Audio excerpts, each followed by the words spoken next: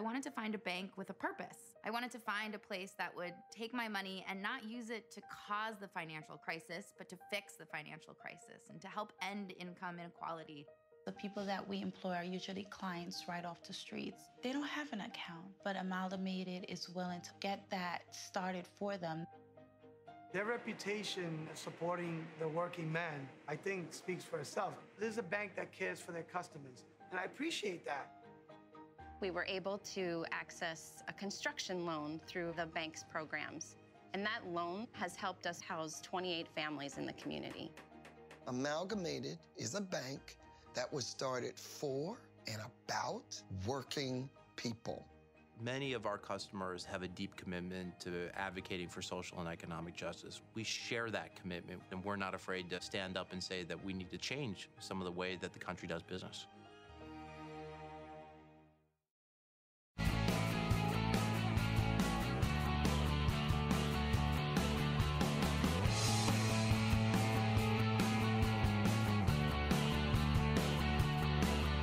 Giving you everything you need to fight the Trump administration. This is The Bill Press Show. Live at youtube.com/The Bill Press Show.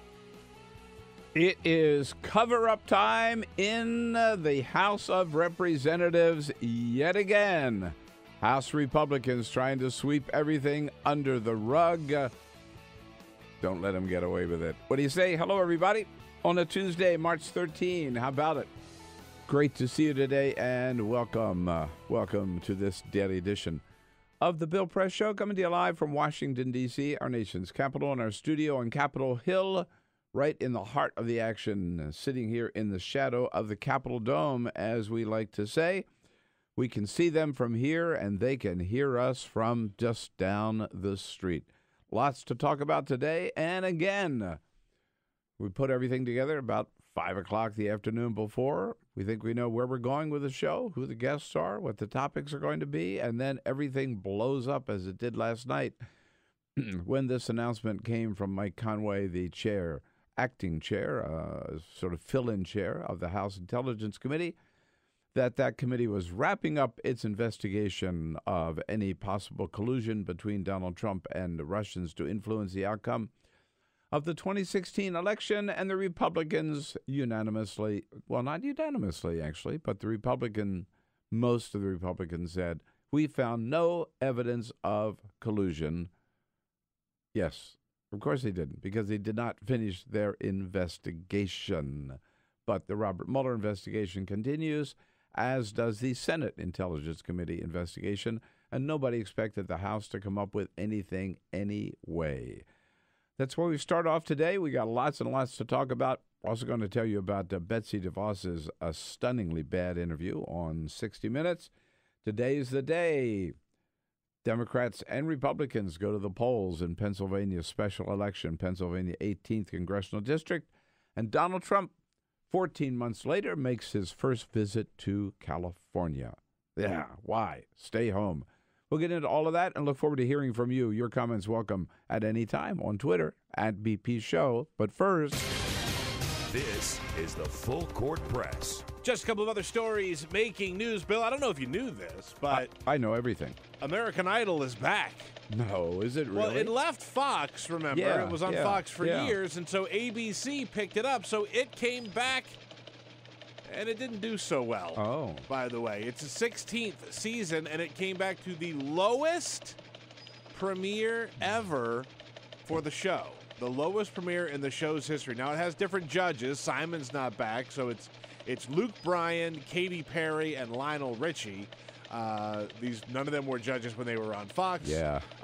So it seems to have lost some of the. No, it was great when it was great. Sure. With Simon and Paula and Randy. Yeah, that was great. That was great a show. long time ago. Yeah. So they tried to bring it back. Overall, by the way, they said it was down 23% from its prior season, which didn't happen. I mean, it happened back in 2016. Yeah. So you can't keep it going forever. You can't keep it going forever. I think that's the best way to put it. By the way, we've stopped doing stories about how Oreo is releasing new limited edition flavors, right? Because they're doing it all the time. No, because there's nothing like the old original Oreo. That's it. I don't disagree with you. Well, here's the thing. We might have to do the same thing with M&M's because M&M's, they are introducing 3 new flavors. Are you ready for these? Crunchy espresso, crunchy raspberry, and crunchy mint. Now, here's the thing. These are limited edition, and you can try all 3, and then you vote via social media or text which one you like the most, and whichever one gets the most votes, that one will stay. That will be a new permanent thing. I don't think any of those sound particularly... Maybe the espresso, but I'm for the good old, just plain old M&M's. Plain M&M's or peanut M&M's? I like the plain. I like them both. Yeah. But I think anything beyond that... Yeah, don't mess with my M&Ms and don't with... By the way, I was just thinking, I haven't had an Oreo in a long time. Yeah? Yeah. Do we have any around here? I wish we did. Yeah, come on, Ray. Go get us a bag of Oreos.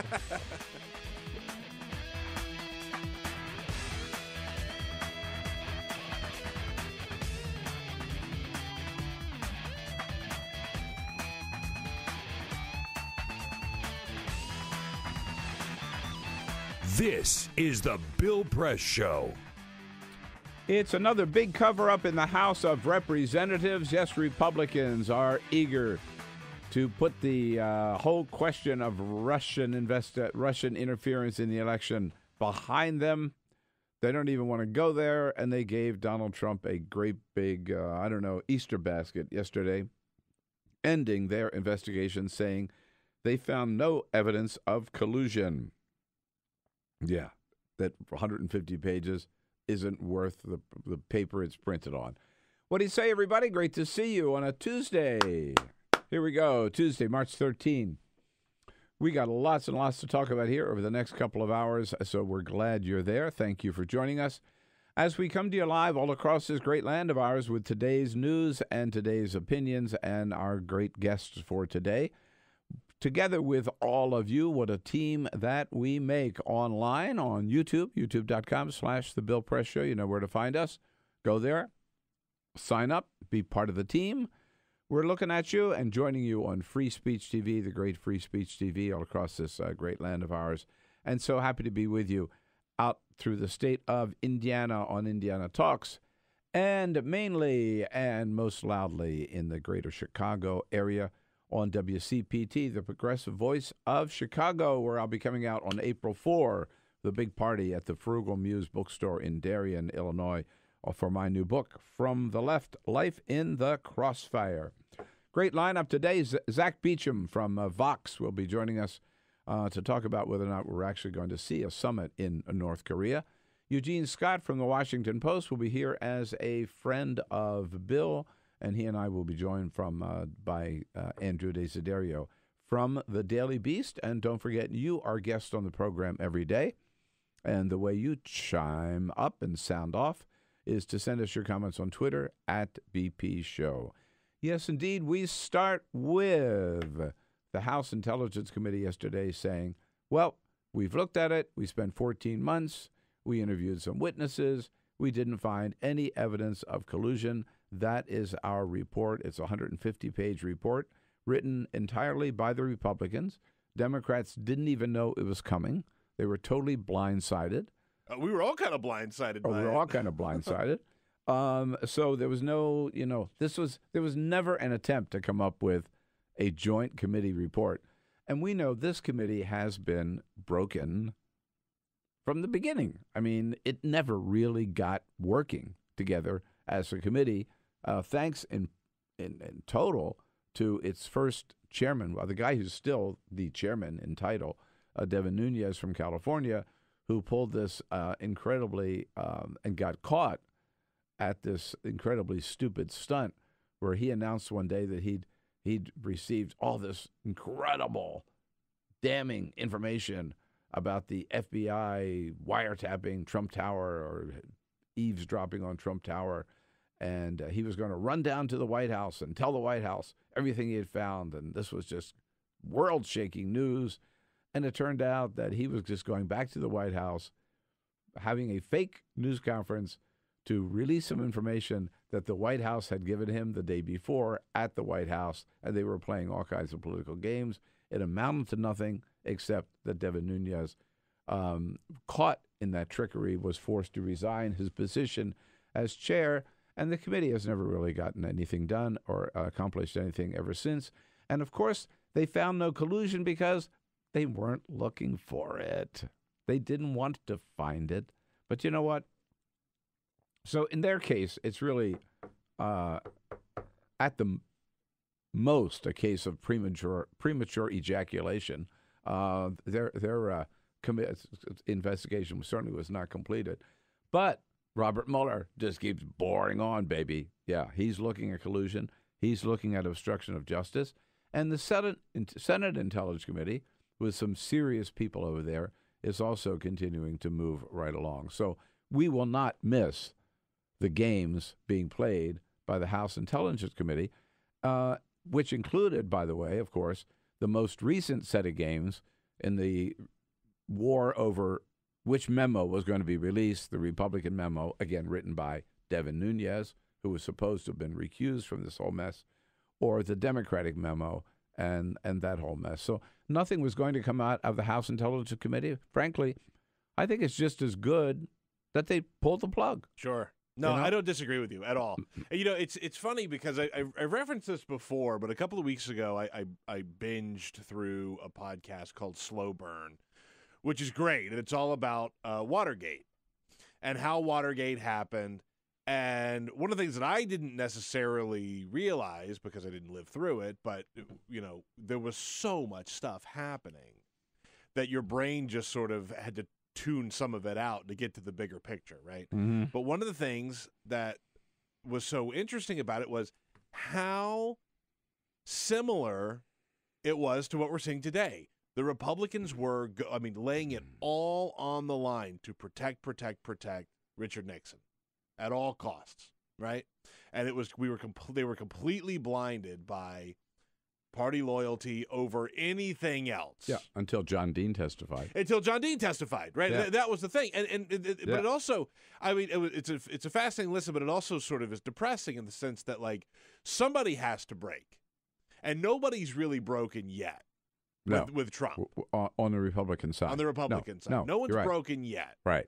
And until that happens, or until the Democrats get some real power, this is just going to continue to happen. Totally.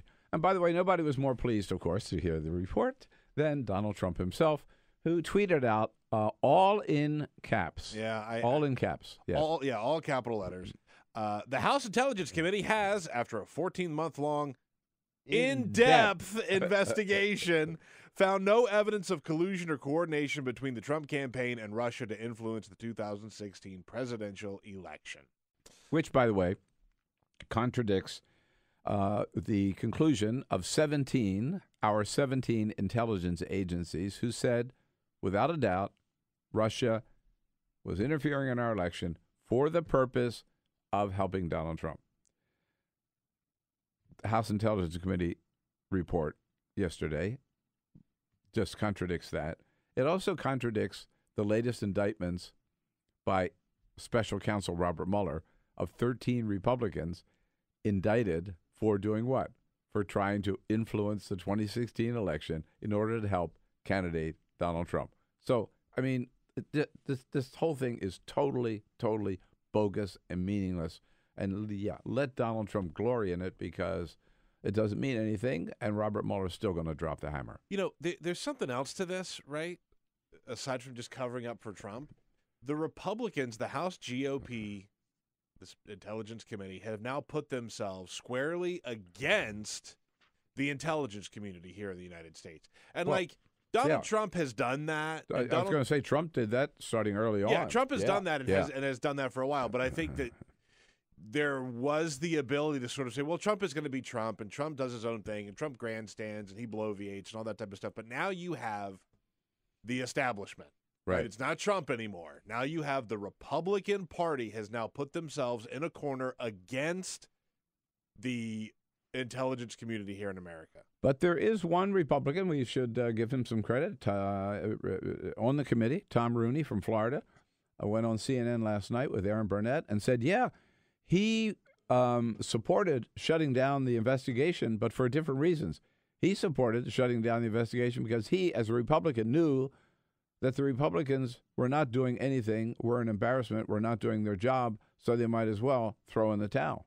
We've gone completely off the rails, and now we're just basically a political forum for people to leak information to drive the day's news. So we've, as you alluded to, we've lost all credibility, and we're going to issue probably 2 different reports, unfortunately. So I mean, in that regard, that's why I called for the investigation to end. Yep, he says might as well end it. Might right? as well. Might as well, because we're not doing anything. So this doesn't really change anything, and it certainly does not impact the work that Robert Mueller is doing. Meanwhile, today's a big day in Pennsylvania. Pennsylvania 18, looking pretty good for Conor Lamb. The latest poll, Monmouth University poll, shows Conor Lamb over Rick Saccone with a 6-point lead, 51-45. Again, all of our friends up there in Pennsylvania, get out, vote early, vote often, and vote for Conor Lamb and send Donald Trump and the Republicans a message.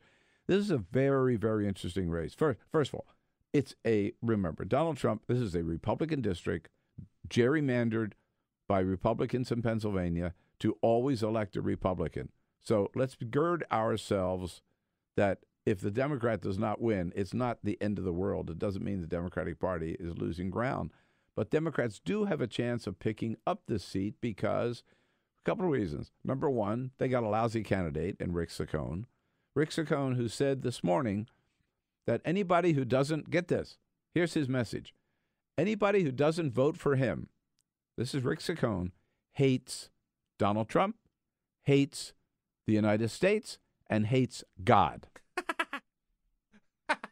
Yeah, yes. That's his message going out there. If you don't vote for me, you hate Donald Trump, you hate the United States, and you hate God. That's the best they can do. And meanwhile, we got this decorated Marine, Conor Lamb, pro-union, pro-working families candidate out there. Great young guy, great candidate, again, who could very well win, and is 6 points up. Other thing gets to remember, again, Donald Trump, he's got himself, he's on the line here. This is like a referendum on Trump because he went up there Saturday night. He carried this district by over 20 points. Will his base stay with him for Rick Saccone? What is his staying power? What are his coattails? That's going to be up to watch in Pennsylvania 18 tonight. And also, it's interesting. We talked a little bit about this yesterday. So this race has been going on heavy duty now for the last couple of months. Republicans started out early in February. For 2 weeks, they ran nothing but ads about the tax cuts and how these tax cuts, you got to vote for Rick Saccone because he supports Donald Trump's tax cuts, and these tax cuts are going to make your life better, and these tax cuts are what you've always wanted. Since the middle of February, there has not been a word. They suddenly dropped all the ads about the tax cuts because they found out people didn't believe it. People didn't care. Republicans, remember, they said, this is so funny, that they had to pass that tax cut bill before the end of the year. They had to give the wealthiest people in America, the 1%, another tax cut because that was going to be their winning message in 2018. And here we go, the first test in 2018, and they tried out the tax cut message, and it bombed. And so they have completely dropped it. It has been radio silence on the tax cuts up in Pennsylvania 18. At the White House briefing yesterday, Sarah Huckabee Sanders trying her best to defend her boss. That's what she does, of course, every day. Her boss, who totally caved in on gun safety, gave that great big meeting at the White House, indicated he was going to buck the NRA. Remember, he said, you've got to be willing to take on the NRA. He ridiculed Pat Toomey from Pennsylvania because he says, you're afraid of the NRA. I'm not. I'm willing to take them on. I'll raise the age limit from 18 to 21 as if that's a big deal. I'll even consider a ban on assault weapons. And what did the White House finally come out with? The White House came out with nothing, forming a blue ribbon commission headed by Betsy DeVos to study the problem of school safety and maybe some incremental little tweaks to background checks, period. Period. That's it. No ban on assault weapons, no raising the age limit, nothing that the NRA didn't like. Sarah Huckabee Sanders says, oh, no, no, no, no. Donald Trump's not backing away. He hasn't backed away from these things at all. As I just said, they're still outlined in the plan, but he can't make them happen with a broad stroke of the pen. Oh. Really? Really? He signed a lot of crap with a bold stroke of the pen. Sure did. Yeah, right. And she says, this waffling and everything, no, this really amounts to great leadership. That actually seems smart, and it seems like bold leadership to me to push through on things that help protect kids while not ignoring some other policies that the president supports, which we're doing. She is, honest to God, she's good at it. She's brazen, that's for sure. She is totally brazen. I mean, her argument will say anything. Her argument yesterday, as we just heard, right? Like someone asked her specifically, you know, the president said that you've got to buck the NRA. You're too scared of the NRA. What is it? Can you point to anything in this gun legislation, or this gun proposal, that the NRA would disagree with? And she said, essentially, well, they might change. Like, it might change. These things might change. Yeah. This is bold leadership. So it's kind of like, here's our plan, but you can't look at it for what it is because it might change. So you can't criticize what we've given you because that may not be the final thing. Yeah. Like if that's your baseline for anything that you put out, you could never be criticized for anything ever. Of course. And again, he's we're going to do all this stuff, and then he does nothing. And she says, but that's bold leadership, recognizing that he can't get anything done. In fact, she went on to say, what we're focusing on is what is the most popular. Right now, the president's primary focus is on pushing through things that we know have broad bipartisan support, or things that we can do from an administrative perspective that we can do immediately. It's just a double talk. But anyway, if she wants things that are popular, right, like 95% of the American people support background checks at gun shows. Like it's way up there. I may have the numbers wrong, but it's way, way up there in the 80s, certainly. For universal background checks, for getting rid of cop killer bullets, for a ban on assault weapons. It's over a majority of Americans support bringing back the ban on assault weapons that we had for 10 years.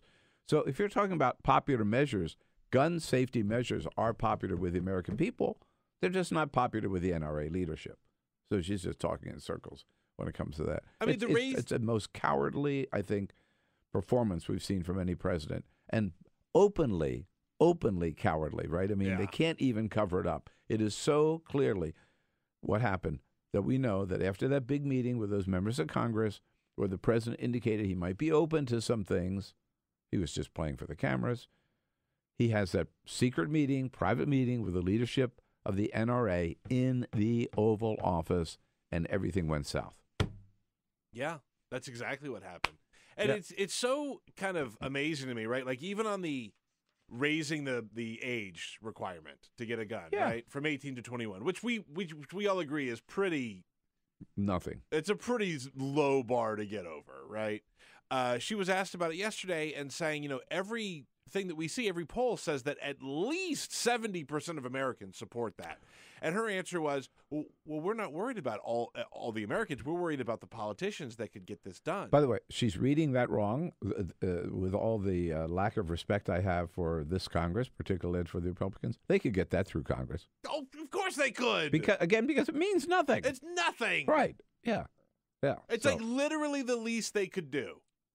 Totally. Like they could and look, but by the way, I don't want to give them any political advice, but they could do that, and even the Republicans could tell their constituents, "Look, we did something. Right. We did something. And like that does nothing. Right. But like they could point to that. And by the way, just let's not forget these great and March 24, wherever you are, get out and march. March 24, March for Life. That's what it's all about. March to save our kids on March 24. I'm going to be out here in Washington, which will probably be the biggest march of all.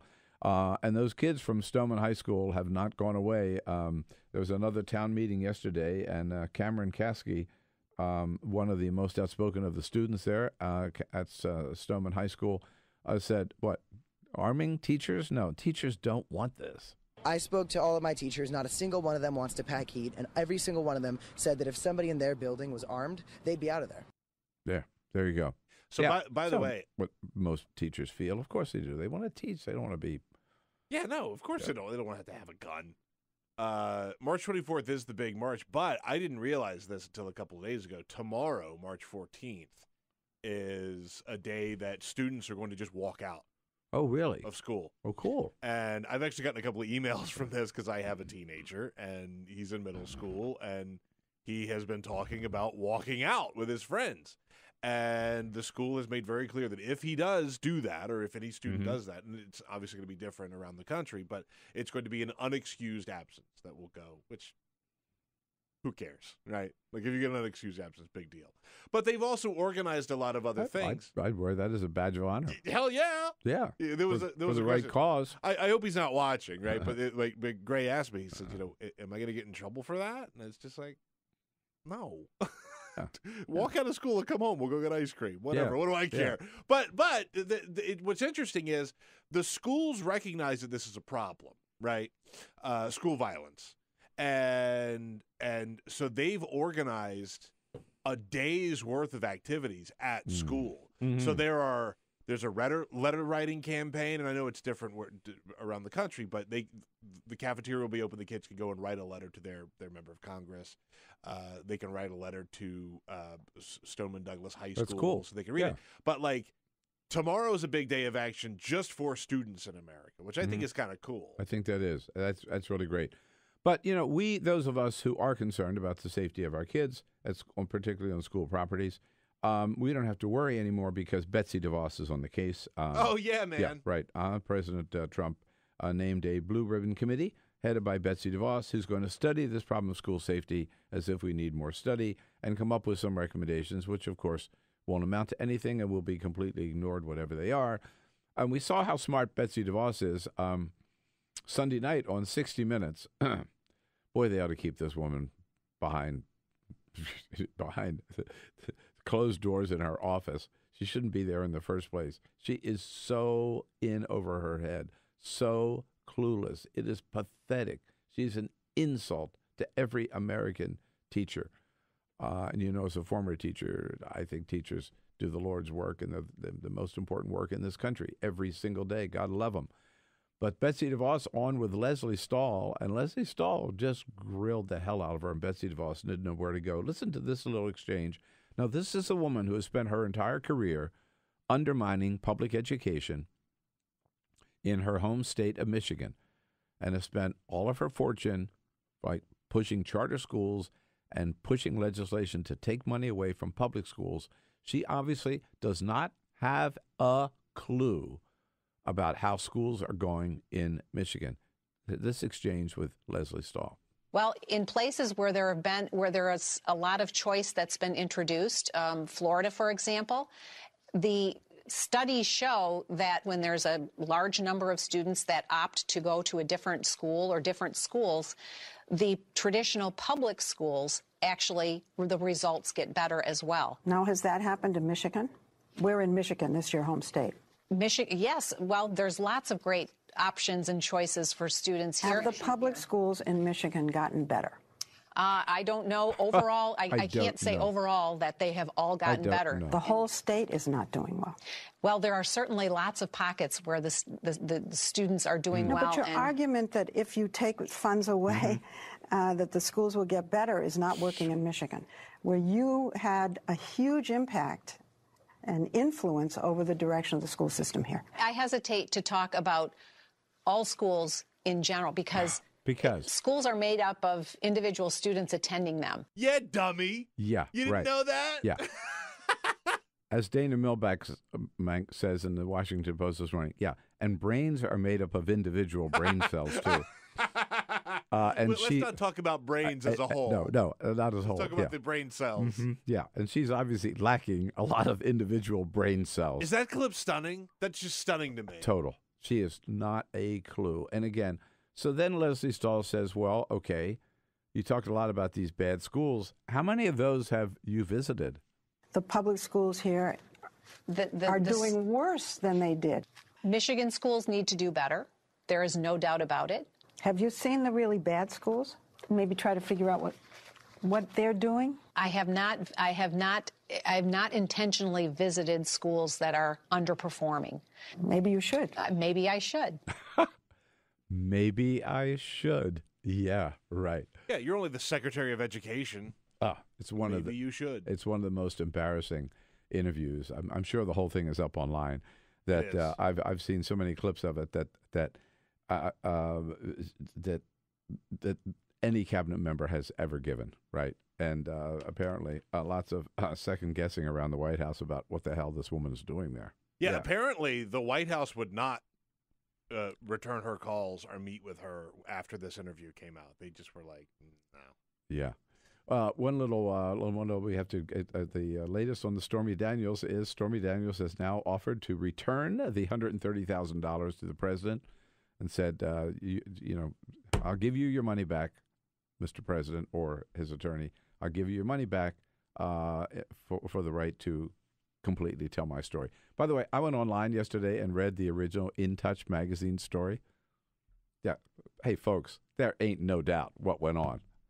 No doubt what went on. Read the story. That's all I got to say. And that story was first published in 2011 and then totally forgotten about until last January, just a couple of months ago, when the Wall Street Journal resurrected it and brought it back and talked for the first time about the $130,000 in hush money that she was paid. By the way, on that front, there are a lot of people that have now gone back and looked at this agreement that Donald Trump never signed, right? This hush money agreement, and essentially there's some language in there that makes it pretty clear that Stormy Daniels has more than just a story to tell. She has tapes, pictures, tapes, texts, things like that, and those are worth a lot more than $130,000. So if she is going to get out of this, we might see some stuff that, God help us, I don't think anybody really wants to see, but we might see them. Story certainly is not going away. And speaking of bargains, a lot less than $130,000. Hey, how about it? You know what I did yesterday? I sat down.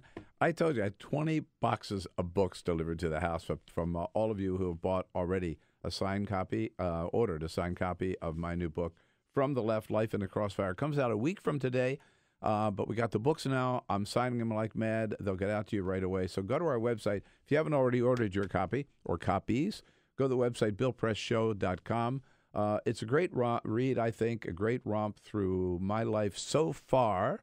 All the good fun from working for Jerry Brown to doing Crossfire on CNN, helping get the Bernie Sanders campaign started, and, of course, our program here for the last 12 years. Life in the Crossfire, From the Left, special price $16.79, which is a 40% discount. Go to our website, BillPressShow.com. Order your copy today. Quick break. We'll be back with Zack Beauchamp from Vox. Follow us on Twitter @BP Show. This is the Bill Press Show. Okay, friends and neighbors, listen, I want to talk to you a little bit about Free Speech TV now, and we've got a very special deal for you today. Today only, okay? This is what we call our Stormy Daniels deal for Free Speech TV. All right, check it out. Donald Trump, through his attorney, paid Stormy Daniels $130,000 to shut up.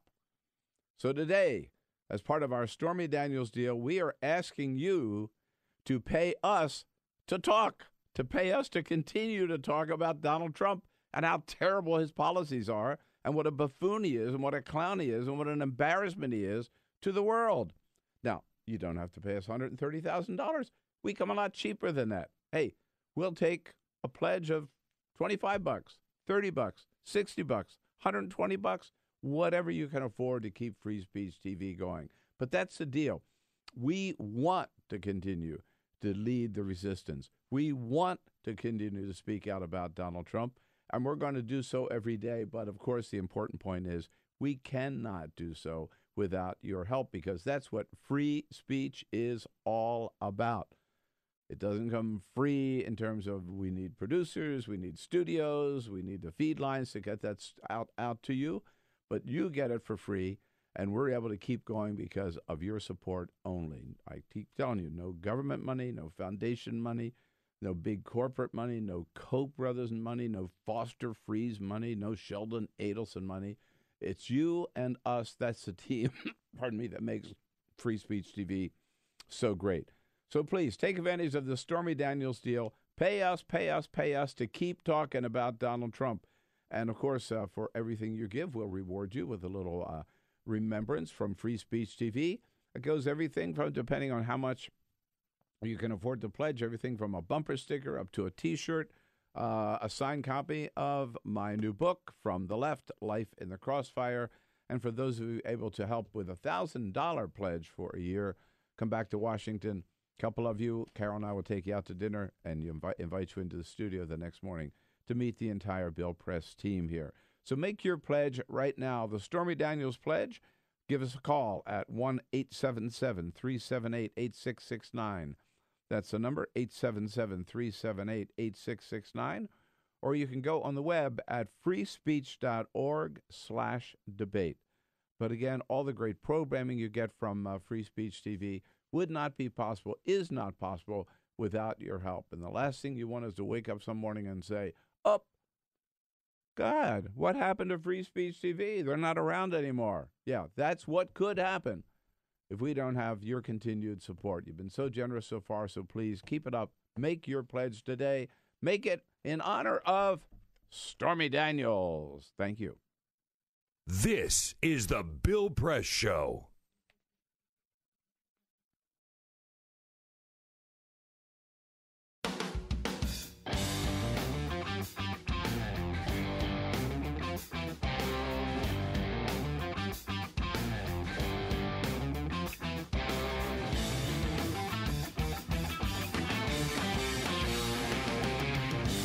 This is the Bill Press Show.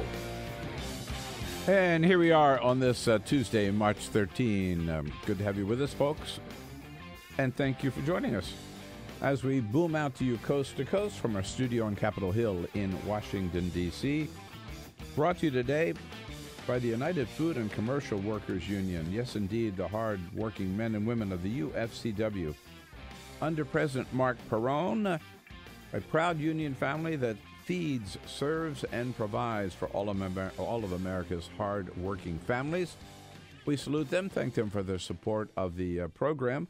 We've been at it here for a little over a half hour on the headlines of the day, and always enjoy your take on what's going on. Peter? A couple of comments from Twitter, where we are on there at BP Show, Make sure you're following us. About number of things that we were talking about earlier in the show. Joey Olivia says about Betsy DeVos, Betsy, are you really in charge of educating our children?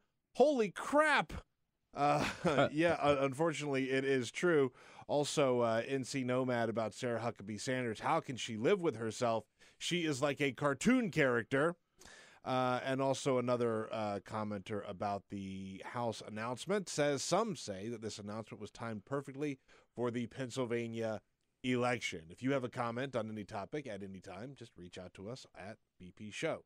Oh, yeah, that's not a crazy conspiracy theory, but it was 150 pages, kind of hard maybe to ramp up with that precise timing, but who knows. One other issue that came up at the briefing yesterday, at a big question, because it was last Friday when Donald Trump staged this announcement that there was going to be a summit meeting with the head of North Korea, Kim Jong-un, and then they started kind of backing away. Well, maybe there will be, maybe there won't be, depending on the conditions. Sarah Huckabee Sanders telling reporters yesterday, yes, indeed, we are still on track. We fully expect that it will. The offer was made and we've accepted. North Korea made several promises, and if we hope that they stick to those promises, and if so, the meeting will go on as planned. So, if so, the meeting will go on as planned. Zack Beauchamp covers foreign affairs for Vox and joins us in studio. Will there be a summit or not? Bill, I wish I knew. If I did, I could be a rich man on the betting markets. Look, I don't know. My guess is yes. My gut says yes. And the reason why is that the president seems to be personally really invested in this, the way he's tweeting and talking about it. He sees this as like a really important thing that he's done that no one else could do, right? What's the quote from one North Korea expert? It's like Nixon goes to China if Nixon was an idiot.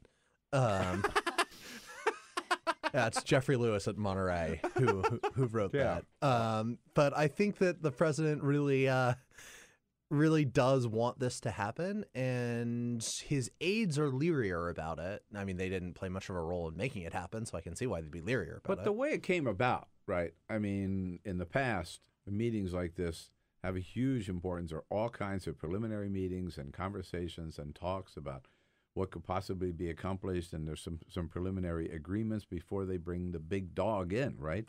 Yeah. But this is the big dog saying, I'm coming, and then you figure out what we'll talk about. Yeah, let's just sit down and chat, two guys. I mean, it's not how diplomacy works, to put it mildly. It's the reverse, right? As you said, you have all these preliminary meetings, and the real bitter and divisive work, the things that really bridge gaps between countries that have issues, that's usually done at a lower level. And then it's okayed at the highest level. So could he get out of it? Could Trump get out of it at this point, or is he too invested? Oh, I mean, there are plenty of ways that he could get out of it if he wanted to. He'll get out of it. So, I mean, if he wanted to, you're absolutely right. He'll come up with something. Yeah, it's easy with North Korea, right? This is a country that is arguably, and I think pretty persuasively, the most brutal and vicious country on the earth, right? Like the way in which they treat their own people is almost impossible to imagine. Mm-hmm. And so at any point, you could cite anything that North Korea does in the intervening 2 months, before they're supposed to do it. Maybe murdering his uncle. So, for example. But, like, the White House has already sort of laid the groundwork for backing out of this. Whether they do or not, I don't know. I have a feeling that they will back out of it. But, by saying we're going to meet with them if they meet certain conditions, and here's what those conditions are, well, that's not really diplomacy, and that's not really what it is that was announced, right? They said that they had extended the invite to Donald Trump, and he has accepted. And so then the White House had to put this whole other thing in place of, well, they have to agree to these specific things.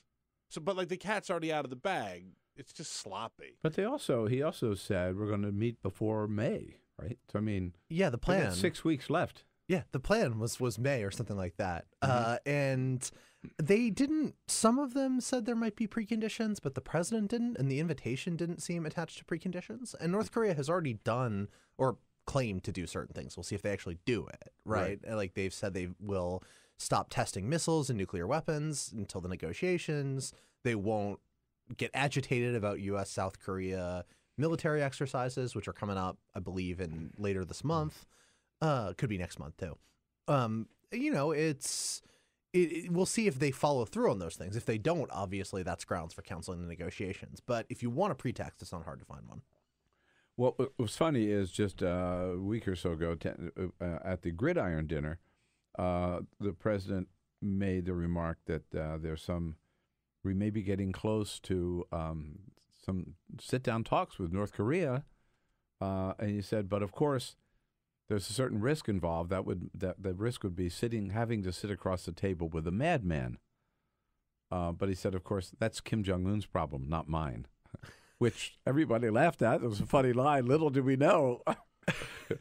It's, we'd be there a couple of days later. A little too real. That cuts kind of close to home. I know. I had a joke in a draft of the piece. This is obviously not going to be published because I don't actually mean it, but it was something like, it was unlikely that these two men, one who is a hawkish authoritarian and the other who is Kim Jong-un, would ever sit down and meet. But here it is. And like that, you say things like that jokingly, but it is crazy to imagine that this guy who's brought us closer to war with North Korea than any president since, Dwight Eisenhower, who actually ended the war with North Korea, that he's the one who's the first one who's going to sit down with North Korea. It's like if you could pick out the two most unstable, most unqualified, most unfit leaders in the world, certainly Kim Jong-un and Donald Trump. and then put them together across the table?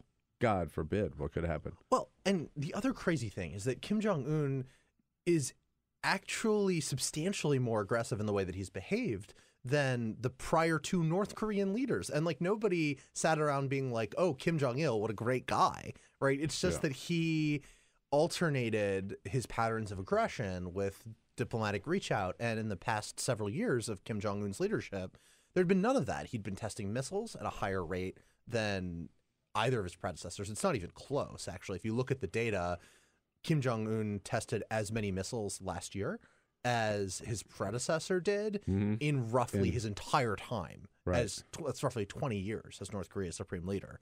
And that is a testament to his overall approach towards the South and the United States. Well, we don't have to worry much anymore about whether Donald Trump is flying alone or flying solo, because it's rumored that John Bolton, in fact, you've been writing about that, John Bolton, who's been rejected how many times for Secretary of State, right, by George W. Bush and Bush ended up making him a U.S. ambassador, or our ambassador to the UN, right? That's right, yeah. But he's really wanted to be Secretary of State. Yeah, he's in waiting for what job, do you think? So right now, the theory is that he is going to take H.R. McMaster's job. We're not really sure about that. There are some other more boring candidates. One guy who is a Bush-era person whose name I can't remember right now because he was boring. But this presumes that McMaster is out. Yes. And so that, you hear reporting, some of which suggests that John Kelly is going to go. Some says Rex Tillerson's going to go. Some says H.R. McMaster is going to go. And these rumors have been swirling around for a while. But with Gary Cohn leaving, it seems a lot more credible now. It seems like we need to take this seriously, especially since on the same night that Gary Cohn left, John Bolton showed up at the White House to meet with the president in the Oval Office. And, one expert I spoke to termed it most likely a job interview, and then said that the second job interview was John Bolton's appearance on Tucker Carlson's show later that night. Because, the bigger interview for you with the president is how you look on TV. Right. So my guess is Bolton really is in consideration. He was rumored to be a Secretary of State pick early on in the administration, though, get this, the reason that he was eliminated, apparently, is that Trump doesn't like mustaches. Huh. I hadn't heard that before. Yeah. I'm just trying to think, looking through the cabinet. Does anybody have a mustache in the cabinet? Sub Gorka had the facial hair thing. That's true, but he wasn't in the cabinet. Yeah, true. Yeah, I don't think anybody in the cabinet does have Didn't last long. Facial hair. Nope. Apparently, according to this piece in the Washington Post from the early and he's got a stash, too, Bolton. Bolton? He's got the ultimate mustache. Oh, yeah, it's great. It's really... John Bolton and I agree on nothing about world politics, but I'm really envious of that stash. Yeah. That's fair. Yeah. He's the guy that wanted to lop off the top 5 floors of the UN or something? Top 10. Top 10. Top 10. That was the joke, yeah. Yeah. He said he'd get rid of the top 10 floors and no one would notice. He did that in between bouts of harassing his employees. Not sexually, as far as we know, but he was a really vicious boss, is the report. He would yell at people. He would insult people based on their appearance and sexual orientation. One woman... or suspected sexual orientation, I should say. One woman reported that Bolton followed her around a hotel in Moscow, screaming at her and throwing stuff at her. And then when she hid in her hotel room, because she was, understandably upset about this man with a huge mustache chasing her around a hotel, he pounded on the door and slipped hate notes under her door for several days. And he brought this pattern of management into the White House. Well, into Foggy Bottom, and in the Bush administration, and it's one of the main reasons why, even in a Republican-controlled Senate in 2005, when he was appointed, he couldn't make it through. There were just too many reports of his abusive behavior, in addition to extreme policy preferences. Well, it sounds like he's made to order for the Trump administration. Oh, can you imagine him getting angry at Trump? Although the line from somebody who worked with him at the State Department, a guy named Carl Ford, was John Bolton kisses up and punches down. Right, that he's just exceedingly deferential to the people who are in charge of him, and incredibly cruel to the people who work for him. So, not getting the cart before the horse here, but are the rumors about Masterson, do you think, real, and we could see a change there? Yeah. The sense that I have, and not based on like talking to any of the principals here, but the sense that I have based on reports out of the White House and the people I do talk to is that Trump and McMaster have never gotten along. Mm-hmm. McMaster is kind of military intellectual. He shares some of Trump's hawkish instincts, especially in North Korea, but they're temperamentally very different. And he's someone who pays a lot of attention to detail, kind of a sort of policy expert. Unlike Donald Trump, and that Trump doesn't have much patience for him. Right. That's what I've been told too. Yeah, Trump finds him boring. Right. So meanwhile, it's interesting. I was at lunch yesterday with a foreign diplomat, and the subject came up about some area from Eastern Europe he was working on, and what could he do about this? And the third person who was at lunch said, "Well, shouldn't you be in touch with Secretary Tillerson?" And he said, "Tillerson?" He said, "Tillerson's MIA, and he has been for over a year." Is that your sense? I mean, we know that when Donald Trump said, "I'm going to meet with Kim Jong-un," Tillerson was not involved. He wasn't informed. He wasn't even in the country. He was in Africa. Wasn't part of the conversations. So is he a player at all as Secretary of State? And how long will he last? That's a good question, because if I were to be a betting man and I were to be betting throughout this administration on who would have left, I would have picked Tillerson to go 6 months ago. So I don't even know if my sense about this is good anymore, because it really does seem like he's been out of the policy conversation. He doesn't do anything. He gutted his department. He forced a lot of important people to leave, not because he was like, "You're fired," but because he was so bad at managing the department and so interested in pushing for cuts to his own budget, which, if you know anything about people who run departments, they never want that. Yeah. Ever. Right. No. Yeah. There's a weird thing going on, right? Like, I'm not one that buys into the whole, the Russians are taking over the government thing. I think the Russians definitely had a hand in trying to influence the election. But there was that story that came out that the Russians shot down the idea of Mitt Romney as Secretary of State, right? And Rex Tillerson hasn't done anything that would make Russia mad, right? And we know that he has a lot of ties to Russia and all of that stuff. So maybe there's something there in the sense that, like, he's just a figurehead and nothing else. Like, he doesn't want this job. He doesn't need this job. I don't think it's almost like we don't have a Secretary of State today. Yeah. I think it's more that. Less, Tillerson is Vladimir Putin's buddy and plant in the administration, and more he's kind of checked out. He just, I honestly don't know what he does all the time. I don't think he checked in. Know. Yeah, right. To check out, you have to check in at first. But certainly he's not the Secretary of State that we saw with a Hillary Clinton or a John Kerry, who were very much leading the pack and on the road and major meetings and working very closely with the president. Yeah, there's sort of two models, right, of how to be a good Secretary of State. One of them is you really work hard to advocate for diplomacy and for the building that is Foggy Bottom and try to get a lot of support for it. And that way you can, in the long run, strengthen U.S. diplomacy and, in general, push for diplomatic solutions to problems. And I think that's closer to what Clinton did. Mm-hmm. And the second one is to do what Kerry did, which is use your position to try to personally hammer out accomplishments. The Iran deal and the Israel-Palestine. Middle East, yeah. Well, that failed. But those two things were really exemplars of the Secretary of State taking on a personal and largely diplomatic role. Right. On the foreign policy front, this does not impact us, but it is a big story that the Prime Minister of England yesterday, Theresa May, came out and really flat out accused Russia, then the Russian government, of poisoning this Russian diplomat on British soil. This is the second time this has happened, using this deadly poison, which I understand is only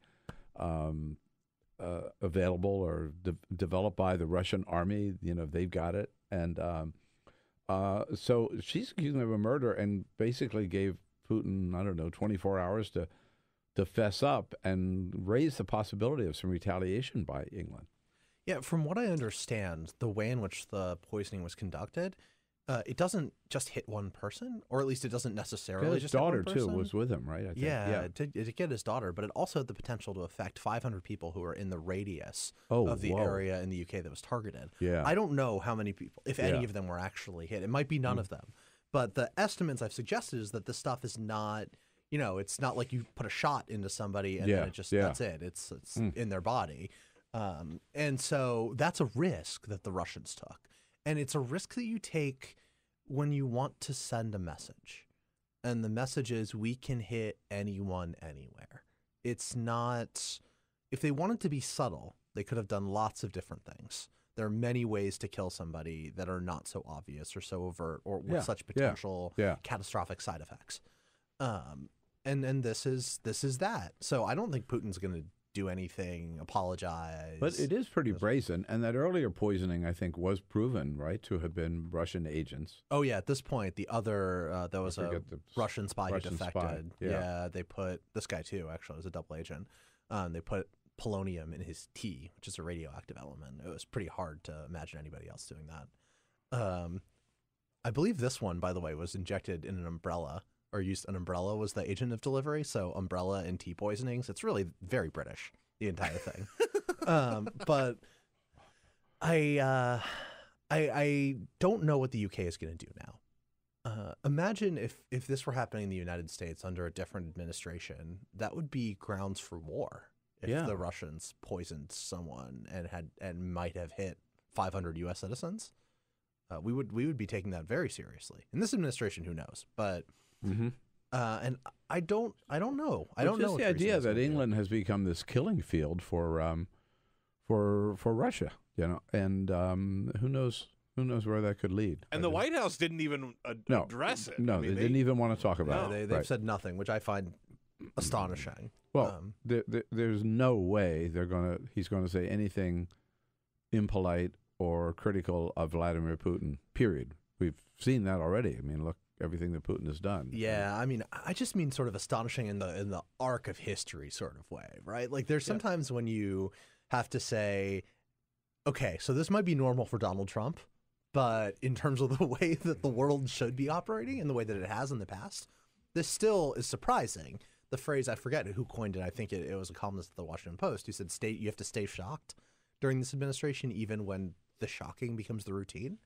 And this is a good example of that, right? Mm-hmm. In any other administration, this would be a major crisis with one of America's closest allies being essentially hit by a terrorist attack, if you think about that. Sure. Again, that's another useful comparison. If these were Islamist terrorists, Trump would be going nuts. Can you imagine? Right. I can, yeah. Well, we saw what happened when the last time with the guy running the truck or something on the sidewalk, and Trump attacked the mayor of London and the British police, for not doing more to protect the citizens of London. Said nothing about this at all. Oh, I was actually in London. I have to ask you about what is the impact, do you think, overall of, if any, of the decision by the House Intelligence Committee yesterday to announce an end to their investigation, having found no collusion at all between the Trump team and Russians? I mean, this is comical, right? So they didn't interview George Papadopoulos, Paul Manafort, Rick Gates, or Michael Flynn. They didn't interview them at all. At all. 3 out of those 4 people pled guilty in the Mueller probe. George Papadopoulos is the source of a tremendous amount of knowledge that we have about what actually happened when it comes to this whole collusion setup. And you didn't interview any of those people? They barely used their subpoena power relative to what they could. They've tried to compel relatively little from the White House. There's been no adversarial relationship between the production of this report and Donald Trump's own sort of position on the Russia probe. Mm-hmm. This is a whitewash. There's no other way to describe it. It's an abdication of responsibility by the House Intelligence Oversight or House Intelligence Committee. And this is exactly what the Democrats on the committee are saying, right? They're saying you didn't interview all these people. We're going to we might put out a counter report. So no Manafort, no Flynn, no Papadopoulos, no Gates. Yeah. And so other than that, how's the play? No, it is a joke, the whole thing, right? And but in the end, I'm not sure what difference it'll make because they weren't going to find any collusion anyhow. They would go out of their way not to find any. So right, it's just an exemplar of how much the Republican Party. That was collapsed. a good romp through the foreign policy. Thank you, Zack, so much. Follow him at Vox.com. This is the Bill Press Show. I wanted to find a bank with a purpose. I wanted to find a place that would take my money and not use it to cause the financial crisis, but to fix the financial crisis and to help end income inequality. The people that we employ are usually clients right off the streets. They don't have an account, but Amalgamated is willing to get that started for them. Their reputation supporting the working man, I think, speaks for itself. This is a bank that cares for their customers, and I appreciate that. We were able to access a construction loan through the bank's programs, and that loan has helped us house 28 families in the community. Amalgamated is a bank that was started for and about working people. Many of our customers have a deep commitment to advocating for social and economic justice. We share that commitment, and we're not afraid to stand up and say that we need to change some of the way that the country does business.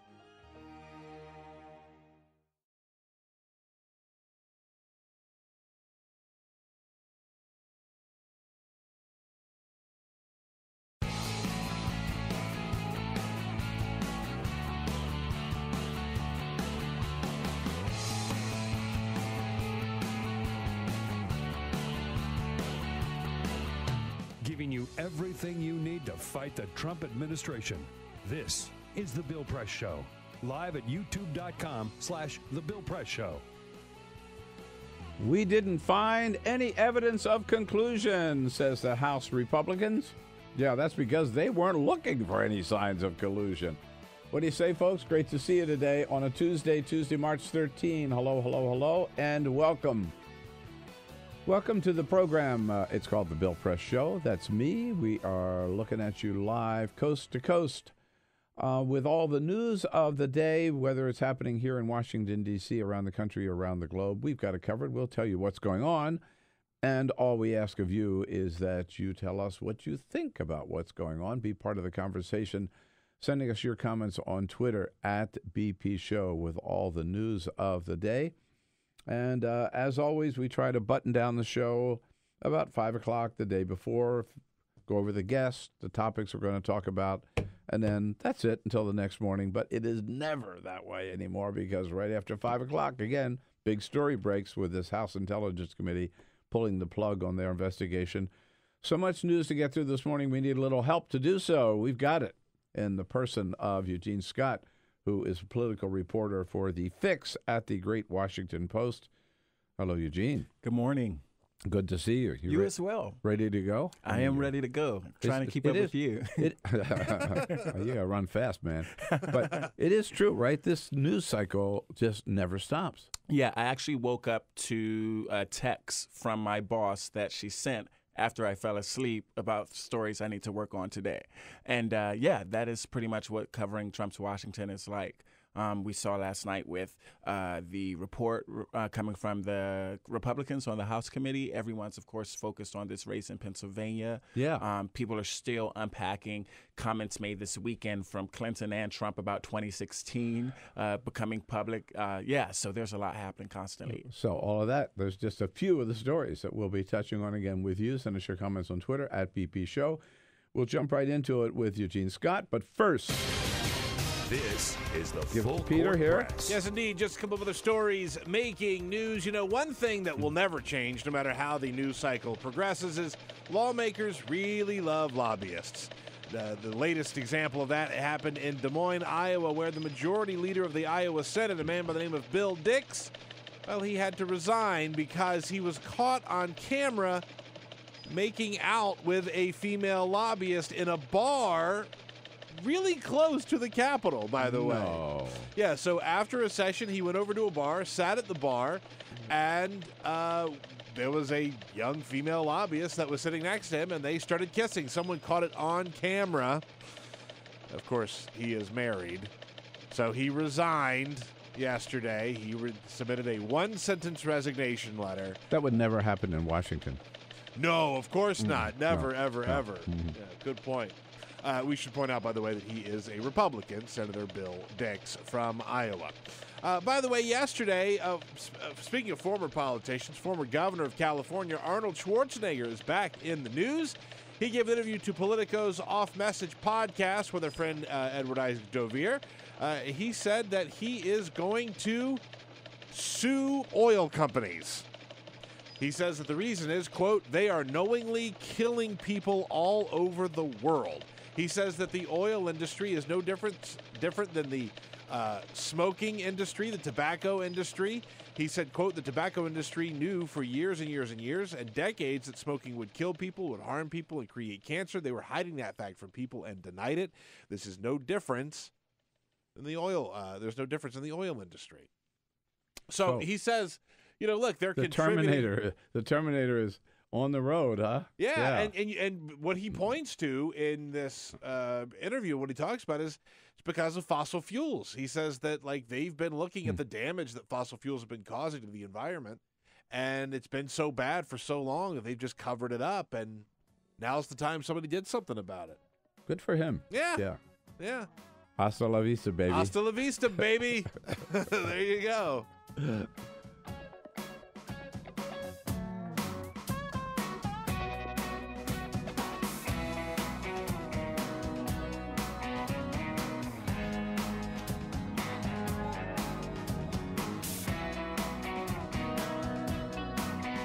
Download our podcast, search for The Bill Press Show on iTunes, and remember to rate, review, and subscribe. This is The Bill Press Show. And what do you say on a Tuesday, March 13? Hello, everybody. Great to see you. Welcome back to The Bill Press Show. We are coming to you live from our nation's capital. That's Washington, D.C., and we're located right in the heart of the action on Capitol Hill in Washington, D.C., in the shadow of the Capitol Dome, keeping our eye on what's going on Capitol Hill and down at the White House and all across the country and around the globe, bringing it to you online on YouTube, youtube.com/The Bill Press Show. Don't forget, our podcast, always, any time of day, you can check in, watch the entire show or the most important parts of the show by just going to our website, billpressshow.com. Also joining you on Free Speech TV, coast to coast, and out in the greater Chicago area on the Progressive Voice of Chicago, WCPT. In studio with us here as a friend of Bill for the entire hour, Eugene Scott comes to us from the Washington Post. Hello, Eugene. Thanks for having me. So, stormy weather in the in the Northeast, and Stormy doesn't seem to want to go away. Yesterday, Stormy Daniels saying, I'll give you your $130,000 back if you just let me talk. And I didn't find that surprising, did you? No. Yeah, I mean, I think we've seen reports from her lawyer suggesting that at least 10, if not more, people have offered her $1 million to tell more of her story. So there's money to be made. We know that she's like selling out clubs around the country to perform. Make America horny again? Yes, she is. She is. Which is a real shame because that was what Bill was going to name his book tour. You can do exclamation point. And there you go. Change there it. you go. Yeah. So, yeah, I mean, like $130,000 is just nothing at this point. Right. But it does seem to be, the way I see it, I think Donald Trump, in terms of self-promotion, has met his match in Stormy Daniels, right? And he's been able to dismiss all these other allegations, which were, she's not alleging sexual abuse. Right. She's just alleging an affair. Right. But he's managed to get all those others out of the way by just denying it and calling them liars and everything. But she has a way of sticking to her story that doesn't seem to. She's not so easy to dismiss, I guess. Well, because there's so many different parts of her story, and there are different entry points depending on what you care about. So the more serious of us really is paying attention to the campaign finance law violations, and that is an issue. And then there's obviously the gossipy part about it that's really fascinating, that this individual and the narrative behind it and all of the details, it's interesting. I mean, we have not seen, we've seen our share of political affairs in this country, but nothing like this in terms of a thrice married politician having an affair allegedly right after the birth of his his youngest child and still winning the evangelical vote somehow. And so people are just really interested in what's happening. So that part of it, by the way, is interesting, and I find that to be kind of fascinating. But he is who he's always been in that sense, right? Like that part is not shocking to me. I find it kind of interesting. Yeah. But I don't think it's shocking. It's not shocking, and I think it's the details that make it interesting. Yeah. Trump having an affair, that's not breaking news. But like the details of it, the what allegedly happened that was like careless and public and some some of the allegations. Right. Yeah. Paying $130,000 10 days before the election for president is news. But you're right. So yesterday, as part of my the assiduous research that I do for this show every day, I went back and I read the original In Touch magazine article, that interview with her back in 2011. Okay. And it didn't get much attention at the time, I think and you alluded to this, for the obvious reason. One, she's a porn star, and two, he's Donald Trump. Trump is Trump. And so Trump is Trump, But if anything jumped out at me from that article, it was her line where she said, "I could describe his junk perfectly if I had to." Wow. Well, hopefully she won't have to publicly. Let's hope so. Yeah, and I hope I don't have to write about it. Yeah, that's right. Yeah, that's sort of, to me, I thought that was sort of sending a warning.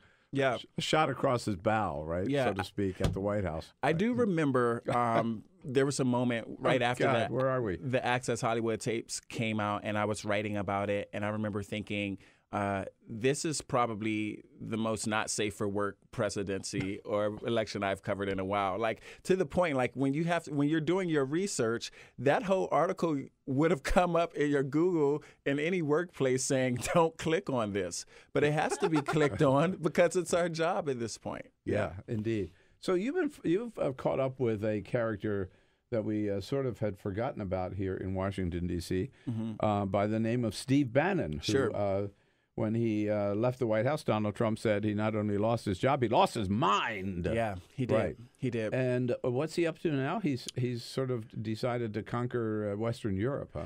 Yeah, I mean, he's on a tour of global populism and looking at nationalism in various countries. He's was in France this past weekend. He's been in Italy. And, I think people are doing themselves a disservice in downplaying his influence still in the U.S.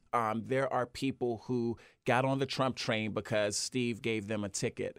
And I think that the message that he was able to introduce to the White House, one that was really rooted in nationalism, and some would say ethnocentric nationalism, it's still popular with a lot of people in Trump's base. And so I think they still are paying attention to him. And I think a perfect example of that is this past weekend, he was speaking in France at the French National Party at a gathering.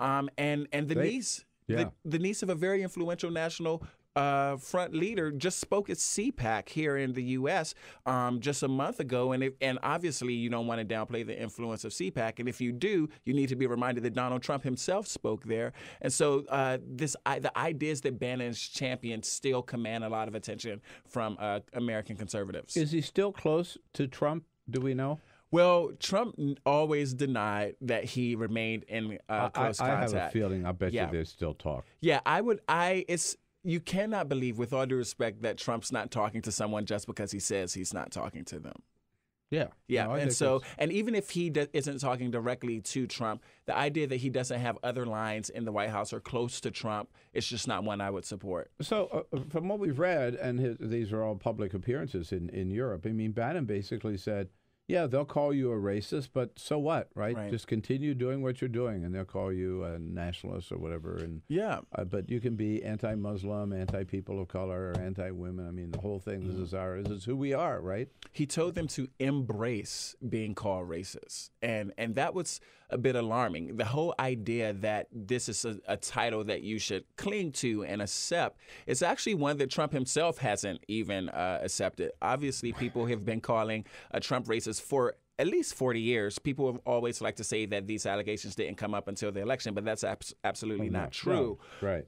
But even Trump, when confronted with the ideas that his ideas are racist, he always says, I am the least racist person. We have polling supporting that the majority of Americans actually think he is racist, and the majority of Americans actually think race relations have gotten worse since Obama left the White House, and they think they've gotten worse because Trump has been in the White House, backed in part by Steve Bannon's philosophy. So the idea that Bannon could say this is something that you should cling to when many people historically view being called racist something as a social faux pas was I think, disheartening to a lot of people. Eugene Scott with us from the Washington Post, WashingtonPost.com. One person who is doesn't hesitate to call Donald Trump a racist is Congresswoman Maxine Waters. Sure. But, of course, Donald Trump has thrown a lot of trash at her, too. I was at the Gridiron dinner, and Mr. Fancy Pants over here. There we are. Do you want to see a picture of me or my white tie? But anyhow, it cost me a lot of money to rent that white tie, too. But he was riffing, and this wasn't in his prepared remarks, and he mentions Maxine Waters. You know, Maxine Waters, she should have to take an IQ test or something. But so, but Maxine's been firing back lately, right? Huh? Yeah, and to be fair, I think Maxine Waters attacks Trump way more than Trump attacks Maxine Waters. I think you're right. Yeah. But she always mentions why she's attacking him. She says she was attacking him most recently, calling for his impeachment based on the Russia investigation. She always points to things saying, this is why I think he's disqualified. This is also why I think he should be in jail. This is why I think he is wrong on policies. Trump was just like, this person's not smart. And it was very dismissive. I mean, the optics of him dismissing, the gender optics were just concerning, especially since she is making arguments for her positions based on policies and ideas. Yeah. But he's just like, you're stupid, you're not smart. And it was just reminiscent of just so many ways he dismisses women, and particularly black women, quite frankly. If you look at how he's spoken about Donna Brazile and Congresswoman Frederica Wilson and Susan Rice, and how he treated the mother, the widow of the soldier who died in Niger. It's just flippant in ways that he doesn't always attack white men who are even from his party, which is obviously not to say he does not, that he refrains from attacking white men. Jeff Sessions will tell you himself. But it was just really disappointing to many people, particularly if you study the history of IQ tests. And Trump has this fascination with IQ tests. Like, remember he said that he and Tillerson. Was it Tillerson? He wanted to have an IQ test. Oh yeah, Right, like the IQ test. if he wants to remind you that he's smart, it's either I'm good at IQ tests and I went to Wharton. And I think many people in the policy making space think there takes a lot more to that than to make America great. But I see this morning, I think Maxine is calling him now Don the Con Man.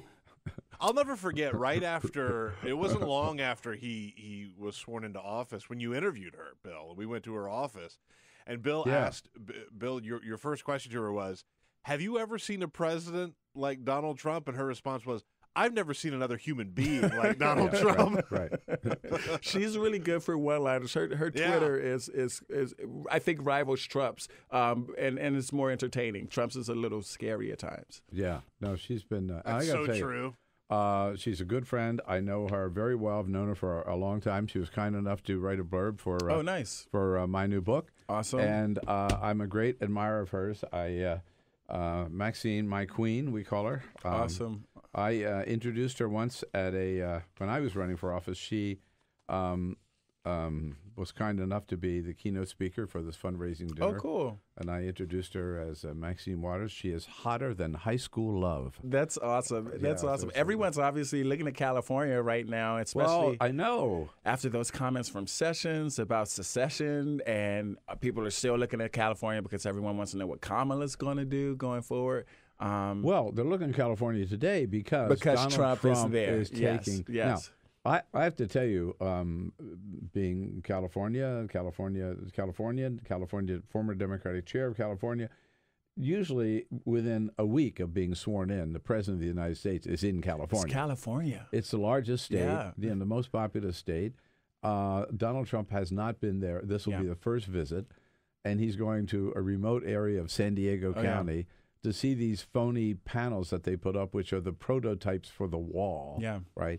Yeah. I know he's going to be met with a lot of protests. Sure. Right. Yeah.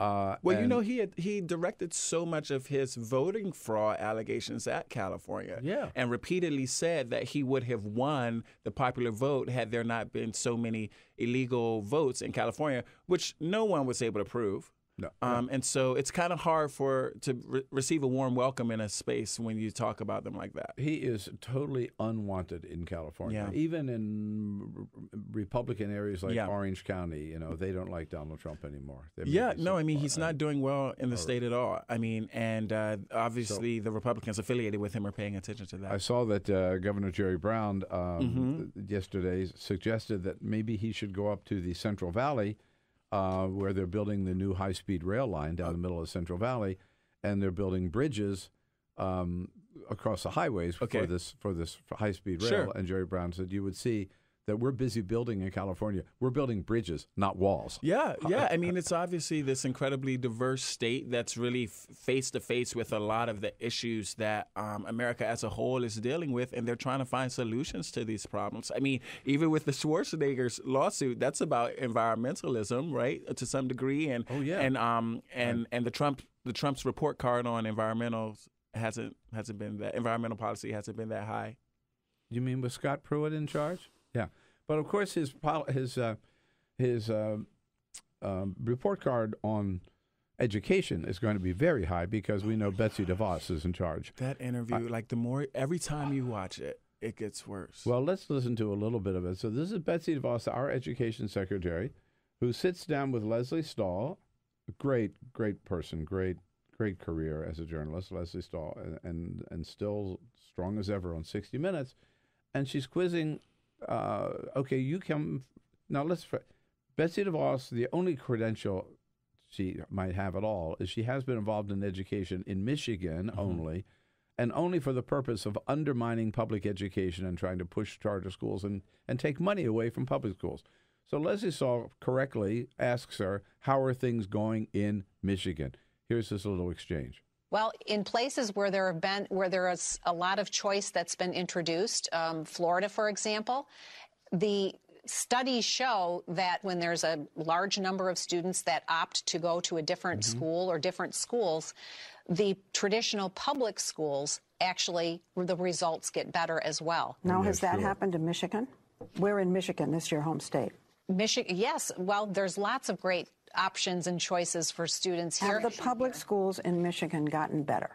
I don't know. Overall, I can't say overall that they have all gotten better. The whole state is not doing well. Well, there are certainly lots of pockets where the students are doing well. But your argument that if you take funds away, that the schools will get better is not working in Michigan, where you had a huge impact and influence over the direction of the school system here. I hesitate to talk about all schools in general because schools are made up of individual students attending them.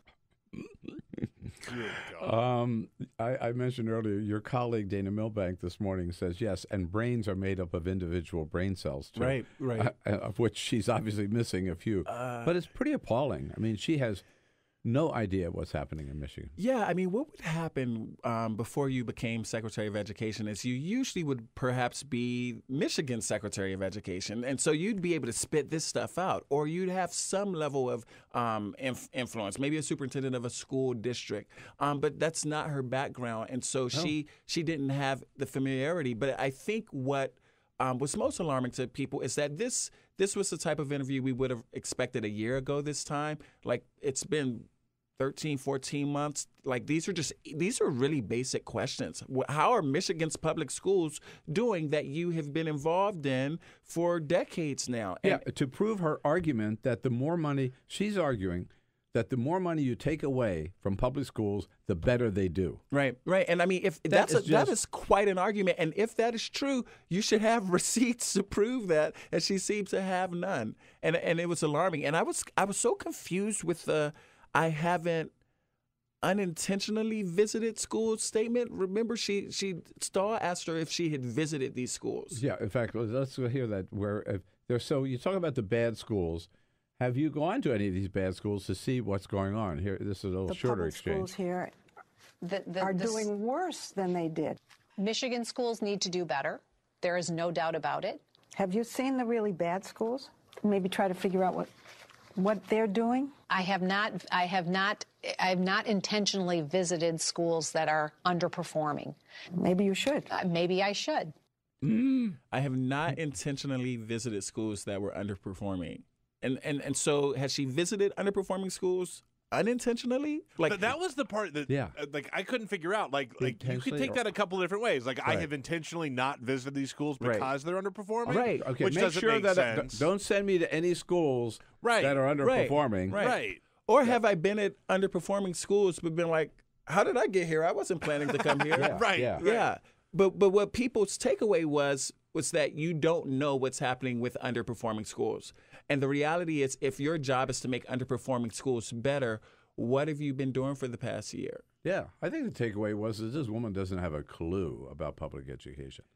Even now, 14 months into the job, not a clue. And it's concerning, obviously, because large percentages of the American population are in public schools, especially from underrepresented communities and low-income communities. And if you're talking about a presidency that's built on empowering people economically, you would look at education. There are direct ties between how people do in the marketplace, obviously, and the education that they receive. And it wasn't that encouraging for a lot of people. I'll be surprised if she decides to stay for the entire administration. Or I'd be surprised if they keep her. But,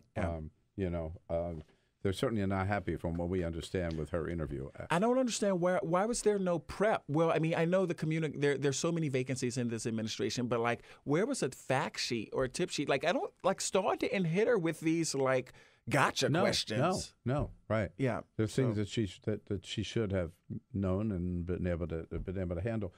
But the one thing we can take comfort in, I guess, Eugene, is that they are teaching abstinence-only education. They're certainly trying to. I mean, you would think that would start at the White House. But, yeah, I mean, there definitely has been increased interest in abstinence-only education from I don't think abstinence-only was one of Donald Trump's long suits when he was as a student, right? I mean,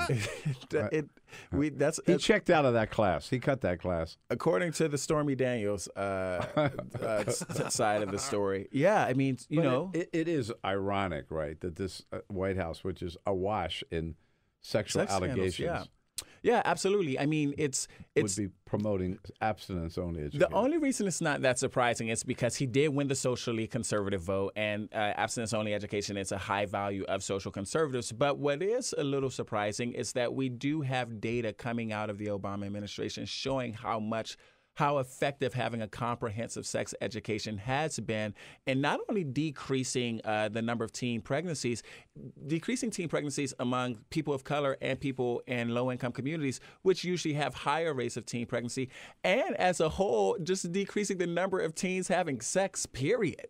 And so it turns out that once you teach more about sex and what can come from sex in terms of procreation, in terms of infections, in terms of just the emotional consequences of getting involved in this physical activity earlier to kids, some kids will decide, I may want to put this off for a while. Mm-hmm. And so I think ultimately, I would argue that both administrations want fewer young people having sex before they're ready to have sex and getting pregnant because of it. But somehow social conservatives in the Trump administration, and many of them, as I cited in my piece, are affiliated with organizations like the Family Research Council and more conservative Christian organizations, think that the best way to do that is to tell kids, just don't have sex. But we don't have any data to support that. And we actually... But there is data, you say, to support that the comprehensive sex education programs are effective. Yeah, absolutely. And there's data to support that there are communities where we teach abstinence only that actually end up having higher pregnancy rates because these kids do not know how not to get pregnant. And so, I mean, it's unfortunate if ultimately the goal is to keep teens from getting pregnant before they want to. What's your call on Pennsylvania 18 today? It's so tight. I think for me, what I'm paying attention to is the enthusiasm gap, and more Democrats are optimistic about coming out than conservatives. But it really is too close to call. What I'm paying a lot of attention to is I'm really interested in seeing how women will vote. Because at the rally, you know, Trump bragged about winning the women vote, which he didn't win. He won the white women's vote. But a lot has happened since 2016 regarding Trump and his relationship with women and what's happening nationally with the Me Too movement, and also what happened with the domestic abuse scandals with the S in the White House, and allegations or whatnot. And so seeing how women respond to this administration will be interesting. And you, regardless of it being obviously a House race, all of these races are about this administration. You're either voting for Trump's person or against Trump's person. Or for Trump or against Trump. Or right? directly, yeah. I mean, we saw that in Alabama. When I was down there, people told me they didn't vote against Roy Moore or for Doug Jones. A lot of them voted against Donald Trump. Right. And so there's so much riding on this special election. It is a referendum on Trump. It's a referendum on the tax cuts to a certain extent. The Republicans have stopped talking about the tax cuts. They realized that message was not working. Nobody believed them. Well, what was interesting is the approval ratings for the tax cut did go up, but what became clear is that the windfall that had been promised just wasn't happening at all. I'm a fellow at the Georgetown Institute of Politics, and I was talking to my students last night, and these are students who don't have any income for the most part, and they were saying that like an extra Costco membership a year in funds is just insignificant. So imagine being a working mother and being told that, hey, you're doing better because we're giving you a couple extra dollars a week. Yeah, I forgot about that woman. Oh, yeah. That's the woman who said, right, she was... Yeah, Paul Ryan. Paul Ryan. No, it was Paul Ryan, right? That'll pay for your Costco membership. Yeah. Well, she said it would pay for a Costco membership, and Paul Ryan championed it. Yeah, and I mean, yeah. They dropped that like a hot potato. They should. Yeah. And Costco's great, and great free memberships are great as well, but that's not what was promised. Yeah. So here we are. What is interesting, because that was going to be their silver bullet. Right. 2018 was going to be this tax cut legislation. Yeah. That's why they jammed it through, saying the American people will see. And there's been just radio silence about the tax cuts in Pennsylvania. As a whole. And when Trump constantly talks about how the economy has improved, that's what he was hoping to point to. And he can't point to it the way he was hoping he would. So they'll have to go back and run against Nancy Pelosi again. That's their fallback position. Right? Yeah, I mean, and the thing is, the voters on the ground in Pennsylvania, and I was in Pennsylvania less than a month ago, are not as consumed with Nancy Pelosi as Donald Trump is. They're consumed with their day-to-day lives and seeing people make cases that show how Trump and his administration and his agenda will improve their lives is what concerns them most. All right. So much news going on. So Eugene much. Scott here with us from the Washington Post. We're going to have to bring in some heavy hitter here. Another one, Andrew Desiderio from the Daily Beast joins the conversation coming up next with all of you as well. And don't forget, your comments welcome at any time on any issue at BP Show, Twitter at BP Show. We'll be right back.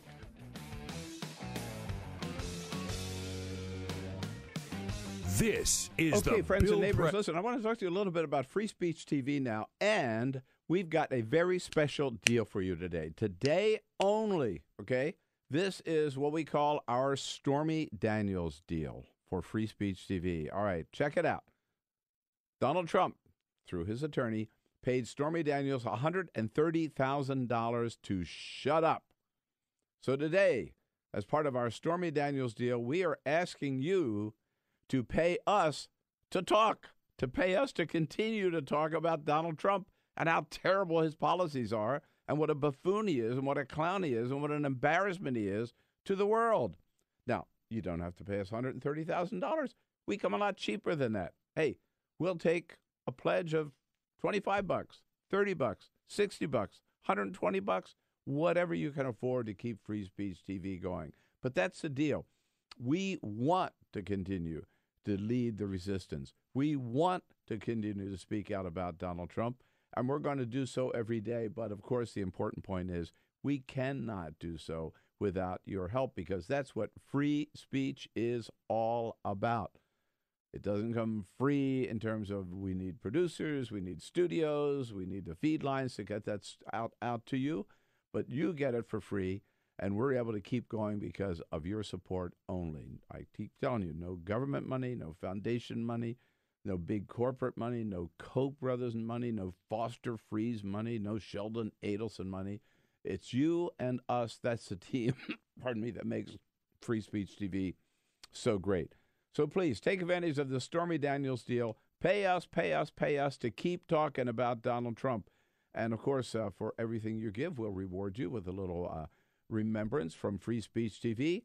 It goes everything from, depending on how much you can afford to pledge, everything from a bumper sticker up to a T-shirt, a signed copy of my new book, From the Left, Life in the Crossfire. And for those of you able to help with a $1,000 pledge for a year, come back to Washington. A couple of you, Carol and I will take you out to dinner and invite you into the studio the next morning to meet the entire Bill Press team here.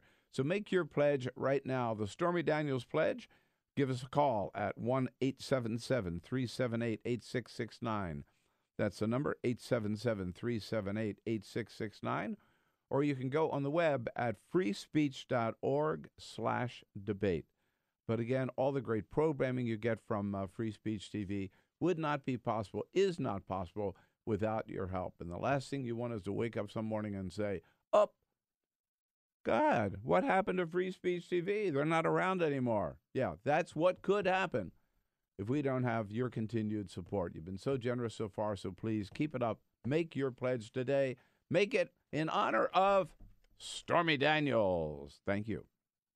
This is the Bill Press Show. Peace Corps.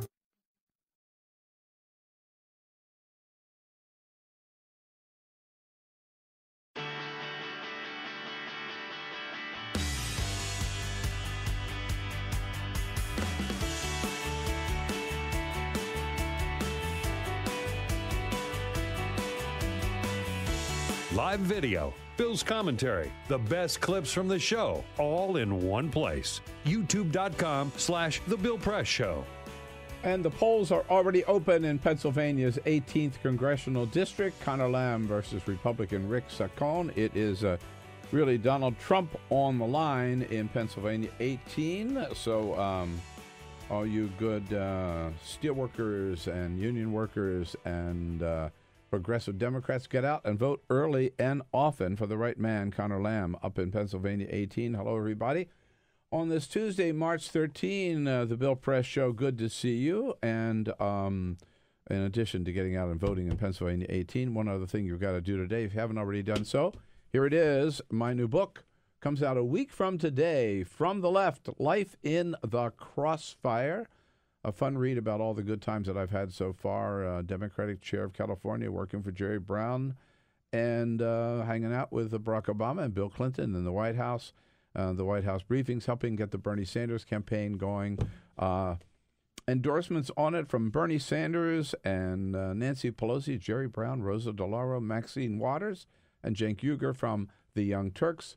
Get your copy in advance. I've been signing boxes of them every day. To get out to you go to BillPressShow.com and click on the website. You get a special price of $16.79, which is a 40% discount. So what a deal. From the Left, Life in the Crossfire. Order your copy or copies today. Eugene Scott is with us from the Washington Post as a friend of Bill, and we're joined by another friend of Bill, Andrew Desiderio from the Daily Beast. Andrew, how's it going? Not too bad. How about you? Eugene? I am well. Welcome back. Glad to be here. And so much to talk about. We kind of buttoned up the show yesterday at about 5 o'clock, as we do with our conference call, and we knew who the guests were going to be and what the issues we were going to talk about.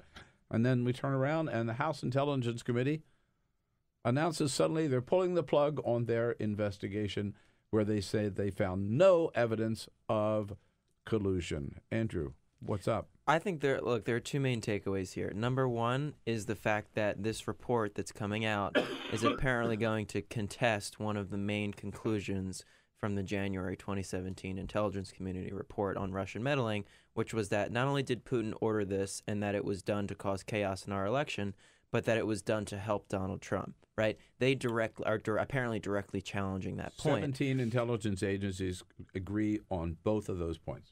That was apparently something that we thought was buttoned up and everybody agreed on it, right? Yeah. But now you're opening up this whole new can of worms where we're apparently arguing over that again.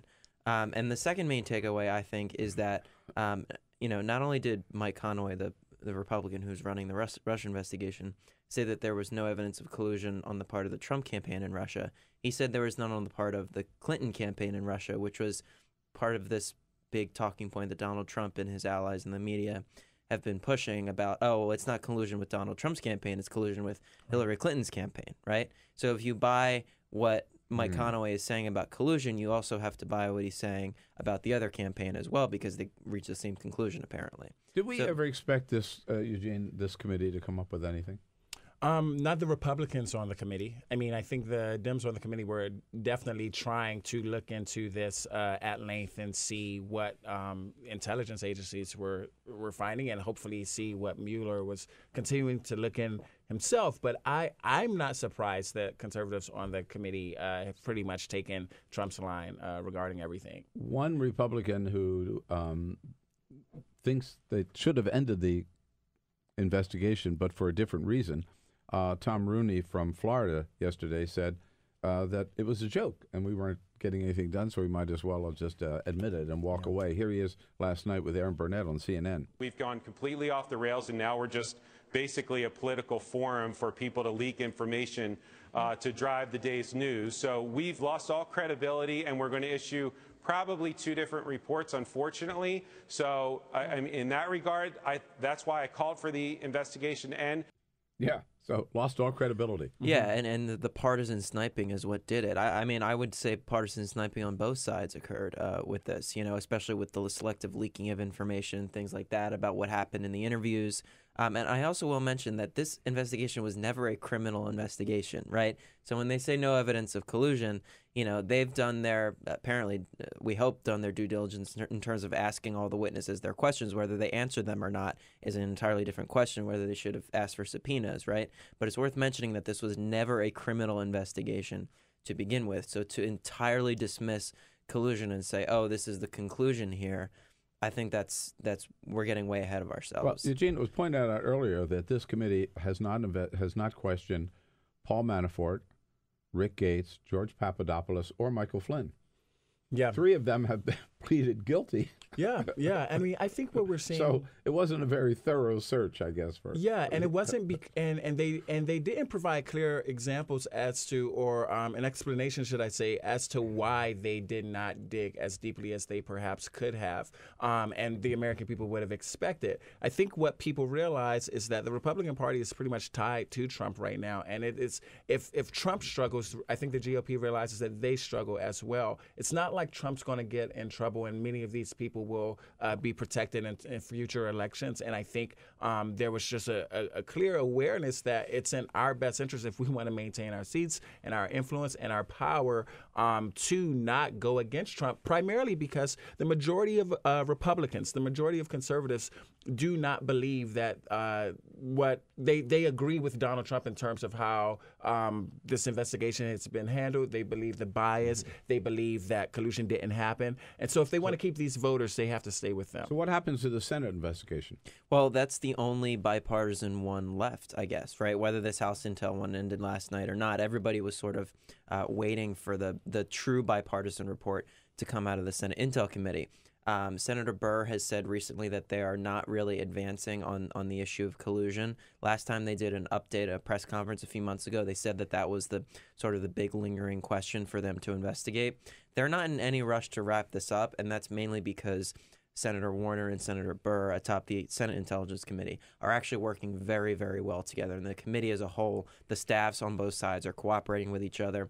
And I think that one's going to be a much more thorough investigation that people are going to put more stock in than whatever the House Intelligence Committee says, Republicans or Democrats. And meanwhile, Robert Mueller, right, just continues doing his job. Yeah, and it's really sad that this obviously has become so partisan, because this really is about Russia against America.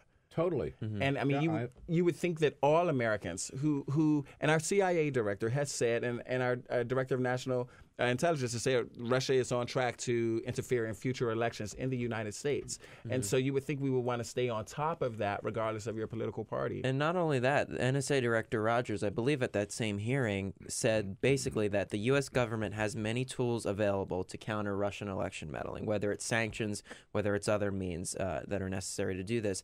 But we're just not doing enough. And that hearing that coming from the NSA director, and saying that the president hasn't ordered him to launch a counter cyber attack against the origins of these hacking operations in Russia. That's something that we should put a lot of stock in, I think, and listen to what he's saying. Right. I think today is the 1 month anniversary of the tragedy at Stone Run High School in Parkland, Florida. And Sunday, we got the White House's response after this great big meeting down at the White House. We're going to do all this stuff. We're even going to tackle the NRA. I'm not afraid to take on the NRA.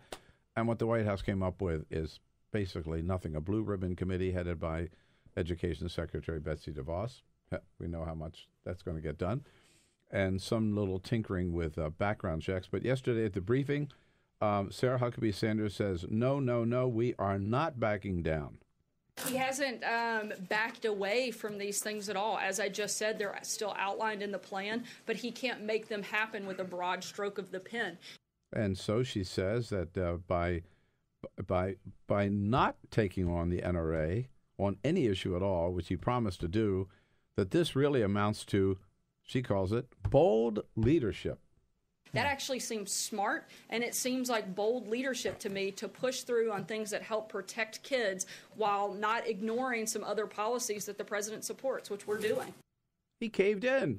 I think what everyone needs to remember, regardless of what the president says about the NRA, is that the NRA is an organization that endorsed Trump in the primary and spent at least $30 million trying to make sure Hillary Clinton did not win.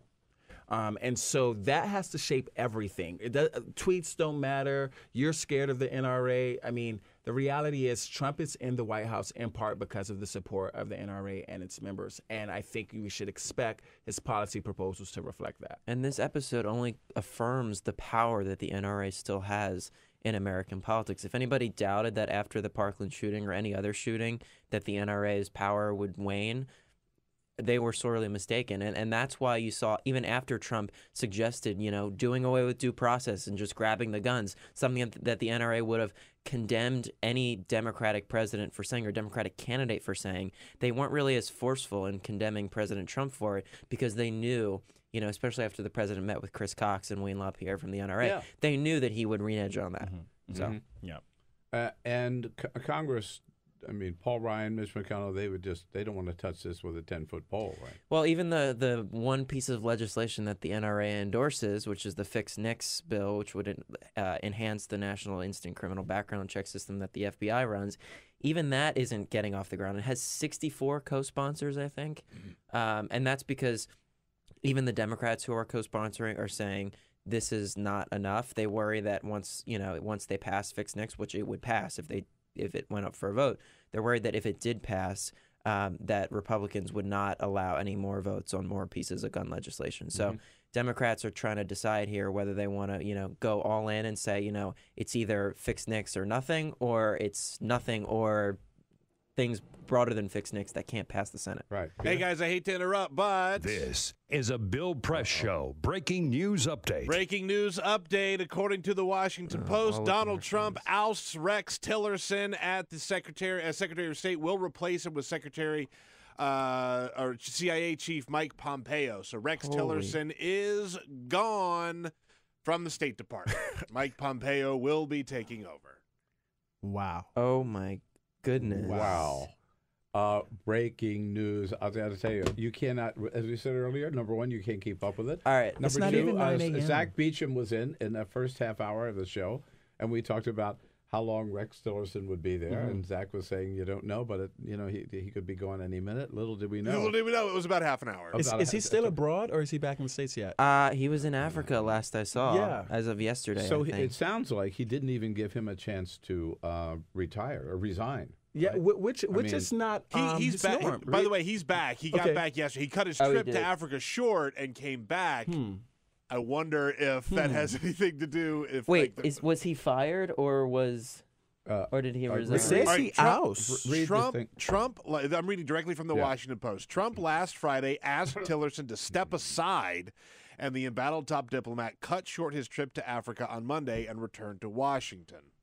President Trump, this is jumping back to the first paragraph. President Trump has ousted Secretary of State Rex Tillerson, replaced with Mike Pompeo, orchestrating a major change to his national security team amid delicate negotiations with North Korea. Right. So the White House confirmed it today. Apparently, Trump told him on Friday. Okay. So. I just want to point out that CNN's headline is President Trump fires Rex Tillerson. MSNBC, Mike Pompeo will become new Secretary of State, quoting Trump.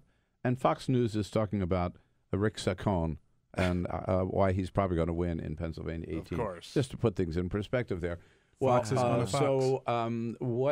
So what's your immediate take on this? No surprise, I guess. I don't know. I mean, I'm surprised that the way it was handled, for sure. I feel like, especially on the heels of last night, where Tillerson very forcefully condemned Russia for this attack and backed the UK and kind of upended the White House the poison message. attack on English soil. Yeah, where the White House refused.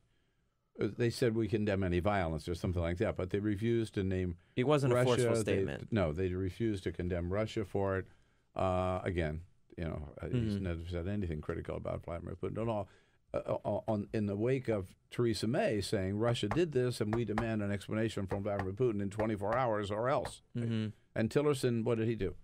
Well, he issued a statement that was much more forceful and backed up the UK even more and said that Russia's irresponsible behavior is acting a force of instability all over the world and things like that, right? That we usually hear from the State Department when it comes to these types of incidents. That's language we did not hear from the White House. By the way, really quickly, Donald Trump just tweeted about this as well. Mike Pompeo, director of the CIA, will become our new Secretary of State. Did a fantastic job. Thank you to Rex Tillerson for his service. The new CIA director will be Gina Haspel, the first woman to be chosen. Congratulations to all. Now, there were reports last year that Tom Cotton might take over the CIA. Yeah. Apparently, those are not. That's not going to happen, at least for now. I have no idea who Gina Haspel is. Gina Haspel, anybody? She was his deputy, right? Deputy, yeah. She was a deputy at the CIA, so she's going to move up into that role. Yeah, I think my initial response was surprised that it was Pompeo. That's been rumored too for some time. But I think so. If the argument is that some of the challenges that Trump has had with Tillerson have been that there's been great disagreement and that Tillerson has been too establishment in his thinking, Pompeo is one of the people who disagrees with Trump regarding Russia in terms of its involvement in the election and other issues as well. And so, and Pompeo, I mean, it's more establishment than Trump, even though he definitely got to Congress from like Tea Party support in Kansas and whatnot. But it'll be interesting to see how these two work together and what it is that Trump wants to do globally, and if he's going to be able to find a Secretary of State to support that. Another thing I want to mention here real quick is just, the view from Capitol Hill and initial thought. The leaders of the Senate Foreign Relations Committee and the House Foreign Affairs Committee have really enjoyed the working relationship they've had with Tillerson. There have been a couple of hiccups, especially with the implementation of the sanctions legislation, but overall they've really enjoyed working with Tillerson, and I wonder how this is going to change now with Pompeo elevated to that role. Well, think about this too. I just wrote a piece for NBC about this. I'm going to have to update as soon as the show is over. About this just adds to the serious problem of turnover in this Trump White House. I mean, it was as of last weekend, 43% of his top picks have been either fired or have left in 14 months. But you think about it, it's one cabinet secretary for sure, one acting attorney general, a chief of staff, a national security advisor, 5 communications directors, now the Secretary of State. I mean, and maybe he's been trying to get rid of his attorney general, but even the ones who've left, it's stunning that it's like you can't get anybody to work for this guy. The turnover rate is stunning, yeah. He says everybody wants to work. I know, he said that last week. It's the top 10 best candidates for every open position. This is what he said. But the reality is that it definitely impacts what they are able to do. I mean, the reality is that there's been a lot of attention paid to this White House about how absent they have been in policy related to Africa compared to Obama, compared to George W. Bush in terms of HIV and AIDS, poverty, and economic investment. investment. And so the optics of cutting short your trip to Africa to fire someone and install somebody who's probably going to have a completely new vision of the foreign policy it's a statement, and it's an important statement, especially related to national security, because anyone following politics in Africa knows that Islamic terrorists have been making gains in terms of influence in the region, and whether or not this Trump White House has a vision that is going to be more global in addressing these issues that's not just so partisan, I think it's of concern to many people around the world. And several have pointed out that another area where we are lacking is here we are talking about a summit. It's either going to be nuclear war or nuclear summit with Kim Jong-un, and yet we have no ambassador to South Korea, not because it hasn't been confirmed, because Donald Trump has not appointed one. We have no Assistant Secretary of State for East Asian Affairs, who would be in charge of this region. And our liaison to North Korea resigned a couple of weeks ago, and Donald Trump has appointed nobody else. So we're empty-handed there, except for Trump. Plus the major shakeup now. And now Tillerson was out of the picture anyhow, right? Yeah. So, but Tillerson has never really I don't think Trump has ever really seen Rex Tillerson as a Secretary of State or given him the ability to even do that job. He hasn't included him in many major decision makings or meetings. Actually, there's that, and they have publicly disagreed on how to approach different topics around the world, right? I remember, I think it was in September or October. I guess time is a flat circle right now. But, the president was tweeting that Rex was naive or something like that about in thinking that we could talk to North Korea, right? Which is what he was pushing for, right? So now we kind of finally got to this point where it's possible, and, the president is apparently going back on his word. But, they have – I guess it's not we shouldn't treat it as normal that a president would so – overtly call out one of his cabinet secretaries in the same way he calls out Jeff Sessions and other people. So it's pretty wild. I was just trying to remember, I know we can't use the exact phrase on the air, what Rex Tillerson called Donald Trump too. And he didn't deny it, remember? Yeah, he would always get upset with the media for asking the question. Was it effing idiot? No, it was moron. Moron. Yeah, effing moron. He challenged him to an IQ test. That's right. I'll have an IQ test with him. That's we right. talked about it. Yeah, what I saw Tillerson and Trump most consistently on the same page about was their dislike of the media. And their frustration about the media's role in communicating to the American public how difficult of a time the Trump administration was having in carrying out the president's agenda. It'll be interesting to see what happens moving forward now with Pompeo in that position. Right. But it is considered the Secretary of State the senior position after Vice President in any administration. And again, I don't think it's not been considered that way in this administration, but normally and it the top diplomat as we head into these big North Korea negotiations. I think Pompeo was on a couple of Sunday shows this past Sunday. He was, yeah. And now this is kind of making sense. So, you know that Trump put him out there just to see how well he did. Yeah. I mean, Probably. Regarding the Secretary of State position, this is a position that Trump has been very aware of the optics of it and what it communicated to the world about his administration, which supposedly is in part why he wanted Mitt Romney to do it. Mitt Romney looks like a global statesman. And so I think he is just very aware of what how people will see his administration, because globally all the polling suggests that we just don't have the standing that we used to under Trump's presidency. So once again, Donald Trump knew that we might be talking about Stormy Daniels this morning, so he decided he had to change the subject. He's always playing 3D chess, isn't he? That's it, right? That's his style, huh? Oh man, this is what we just experienced here. Just represents the whole news cycle since Trump has been in the White House. Yeah, the big House Intelligence Committee wrap up and report that we were just talking about, right? In any normal administration, that would be. That would have a shelf life of probably at least 2 days, right? Yeah, and now it's been 12 hours and we're out the door. It is not 9 a.m. yet on the East Coast. Literally, think about that. There are people who aren't at work yet, and we've talked about so much since 5 p.m. And we've got a long day ahead of us now, don't we? Yeah, literally, my editor's been texting me throughout this. Yeah, just tell her to relax. I told her I'll be there soon. Yeah, I'm working. No, there are people not up on the East Coast, and a lot of people not up on the West Coast, and already we've been through 2 news cycles. Yeah, seriously. Right. You know? Yeah. So it's insane. It has been. Just slow down. Right? Yeah. So it's going to be a crazy day on the Hill again. And I think we really have to think about what impact this has on voters and the public. Yeah. I mean, because this is newsy to us, but there are people behind all of these policy decisions. And by the way, this, who knows, but I mean, this is going to hit Pennsylvania 18. People are going to the polls. They're driving to the polls. They're standing in line right now. And they're getting this news as well. Now, what do they say? Again, White House out of control or president who takes charge? Well, because the relationship between global trade and international relations is obviously a close one. And so showing some type of upheaval in your top diplomat definitely impacts a district that is very mindful of what impact trade can have on their economy. Yeah, right. I just saw a tweet from a reporter. We just got off the plane with Tillerson less than 4 hours ago. There was zero indication on the flight home that this was imminent. Oh, my God. Holy cow, man. Yeah, that must have been a nice flight home. Mm-hmm. Yeah. Welcome back, Mr. Secretary. Mr. Former Secretary. Yeah. Goodness. Yeah, you can take a cab because the car is no longer available. All right.